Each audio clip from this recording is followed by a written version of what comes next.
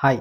Harmonious construction అంటే ఒక చట్టంలోని అంశాలు మరో చట్టంలోని అంశాలతో ఓవర్‌లాప్ అవ్వడం గాని, లేకపోతే ఒక చట్టం మరో చట్టంతో ఓవర్‌లాప్ అయినట్లయితే కోర్టులు ఈ వివాదాన్ని పరిష్కరించడానికి హార్మోనియస్ కన్‌స్ట్రక్షన్ ఉపయోగించి ఆ వివాదాన్ని పరిష్కరిస్తారు. For example 'Kesavananda Bharati versus state of Kerala' కేస్‌లో ఏం జరిగిందంటే, భారత రాజ్యాంగం ఆర్టికల్ 368 ప్రకారంగా పార్లమెంట్‌కు ప్రతి అంశాన్ని సవరించే అధికారం ఉంటుంది.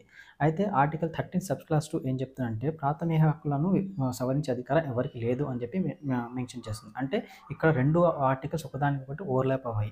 అయితే ఈ అంశాన్ని గుర్తిస్తూ సుప్రీంకోర్టు ఈ 2 యొక్క అంశాల యొక్క ప్రాధాన్యతని వివరిస్తూ ఒక కొత్త జడ్జిమెంట్ ఇచ్చింది. ఏమనంటే ఆర్టికల్ 368 ప్రకారంగా భారత పార్లమెంట్‌కు ప్రతి అంశాన్ని రాజ్యాంగంలో ప్రతి అంశాన్ని సవరించే అధికారం ఉంటుంది. అయితే దాని యొక్క బేసిక్ స్ట్రక్చర్‌కి విఘాతం కలగనంత వరకు మాత్రం సవరించొచ్చు అని చెప్పి 2 యొక్క ఆర్టికల్ యొక్క ఉన్నతిని ఇంపార్టెన్స్ తెలియజేస్తూ కొత్తగా జడ్జిమెంట్ ఇవ్వడం జరిగింది. దీనిని హార్మోనియస్ కన్‌స్ట్రక్షన్ అంటారు.